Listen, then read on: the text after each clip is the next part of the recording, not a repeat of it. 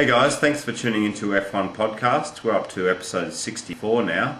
And Max, we've had Le Turcs, we've had the Turkish Grand Prix, and Felipe Massa's done it again, 3 in a row.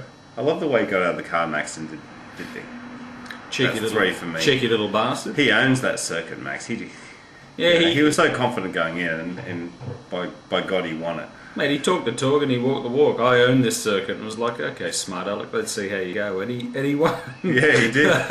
Which is awesome. Pretty comfortably as well. Yeah, mate, 3 from 3. What did you think of the race itself, mate? Mate, there was lots of overtaking. I mean, from the first corner where Fissy did his little flying act over. I didn't know he was a pilot. Yeah, that was unbelievable. It just shows you how these cars can do that. But he really, started it off, and then there was lots of things happening, mate. There was lots of overtaking. There was lots of action.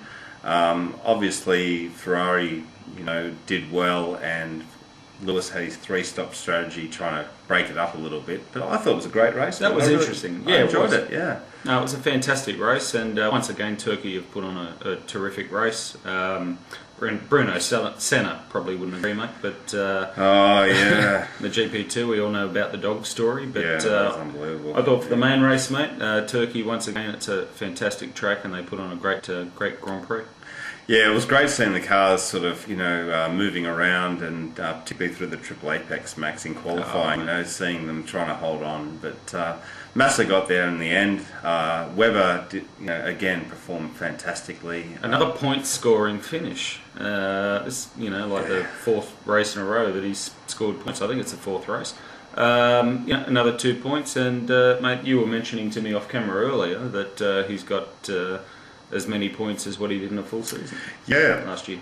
Definitely, that Red Bull's got so much more reliability, and they're just way up there in the points all the time. So it's great to see him doing. He's giving DC a little bit of a slap, bit of a touch-up.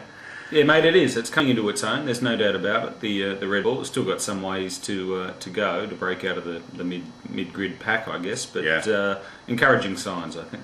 Yeah, so Turkey was a great race. I really enjoyed it. I don't know what else to say, Max. Go Turkey. That's what you need to say. It was good. And, now that Kimi's sort of got that, the lead in the championships a little bit slimmer, we're moving on to Monaco now, and they've had some testing at Paul Ricard this week. Paul Ricard! Beautiful. Love it. Yeah, 3 days. Yeah, 3 days at Paul Ricard, and it rained the last day. It pissed down on the last day. And as usual, it's Ferrari McLaren with Robert again, doing extremely well. He's showing up, young Quick Nick, at the moment. Robert, no doubt about it. I have always been an admirer, a pretty big admirer of Nick Heidfeld, but mate, come back. Where are you? He's being dominated by his teammate at the moment. And well done to Robert. I mean, this is not a slur on him. It's fantastic.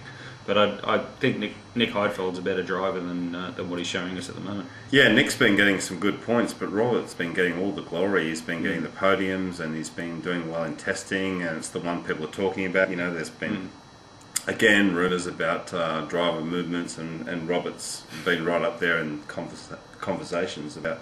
Which is a great credit to him when you think about it. People are talking about him at this early part of the season about next year. I mean, the guy's just doing so well, and it's fantastic to see. Yeah. So we've had Paul Ricard, but of course the most exciting thing, Max, is Monaco coming up. We've been doing some laps of Monaco. We're going to film some of those, possibly. We're thinking about it.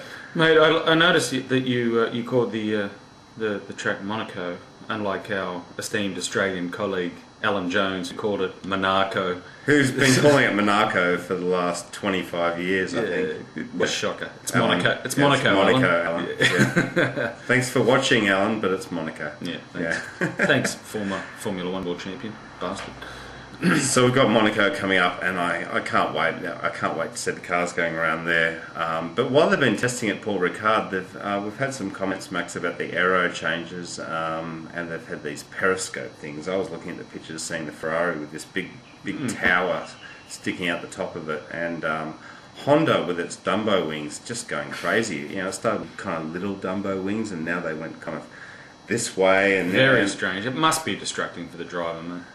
Yeah, well, Jensen, I heard Jensen saying that it wasn't, but all those aero bits are going soon. But it's just funny what they're doing. They're getting that. Mate, these guys hit down so low in the car, you can't tell me that in your line of sight, you got these two stupid-looking bloody things hanging out, that's not a distraction. I'm sorry. They're right there in your field of vision, mate. That's got to be a distraction, especially going around corners.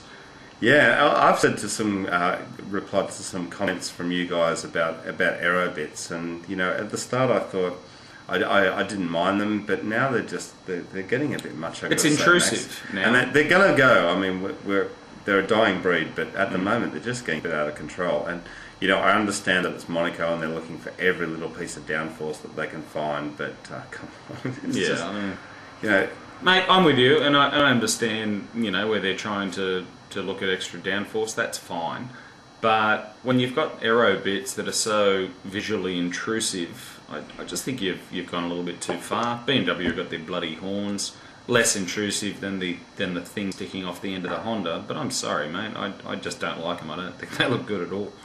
Yeah, there's plenty of teams that are experimenting. Shark fins, Dumbo ears. Yeah, what other names? Monkey can you think testicles. They're going to be appearing on the back of someone's car soon, I'm sure. Yeah, it's just got a bit out of hand, mate, as far as I'm concerned. All right, Max, let's move on to Nelson Piquet Junior, although I think he's dropped the Junior, but Nelson Piquet, he hasn't been performing too well, and we've been talking a little bit about the silly season, and there's a bit of a cloud over Nelsinho at the moment, Max. There is. As you well know, because the young whippersnapper... Whippersnapper? The young whippersnapper hasn't been doing so well. Too many retirements, too many offs. He's been going off left, right and centre, Max. Yeah, he doesn't like the tarmac, mate. He likes the green stuff. What do I think about Nelson Piquet? I guess I could sum it up in a couple of words. He's got a big mouth. Prior to the commencement of this season, look, I'm all for drivers talking themselves up. And I've been quoted on this podcast many a time saying I love all the bravado and the like. This kid talked himself up like nobody's business, and he's been shown to be a bit of a pretender. And I'm sorry, I can understand why Flav and co have had a little bird in his pink ear, because he's just failed to live up to any expectations this year. He's had a shocking year, in my opinion. Yeah, I tend to agree. He really has to deliver. There's been some rumours about his seat this week because Sato needs somewhere to warm his bum. Mate, he is a good driver, though. I want to make that point very, very clear. He's very smooth as well. He is a good driver, but he's failed to live up to expectations this year. He's had a shocker. I mean, we look at Heikki Kovalainen last year. Who took a while to warm up. Yeah. Second half of the season, Heikki went extremely well, and I'm really, really hoping that for Nelson Piquet Junior or not Junior this year. He's got to start delivering. This is almost embarrassing now. It's like Renault have one drive. But anyway. I couldn't agree more, mate. He has to deliver. He hasn't delivered, and he needs to get on the podium, mate. Come on, Nelson. Yeah. You're better than this. No, we want you to do well. Yeah. Let's do it, mate. Alright guys, well as always, let us know your comments, and thanks very much for watching. We've got Monaco coming up. We've got a few other video ideas that we're gonna do in the next few days, so stay tuned. Alright guys. Okay, see you soon. See ya. Okay, bye. It's a game and we're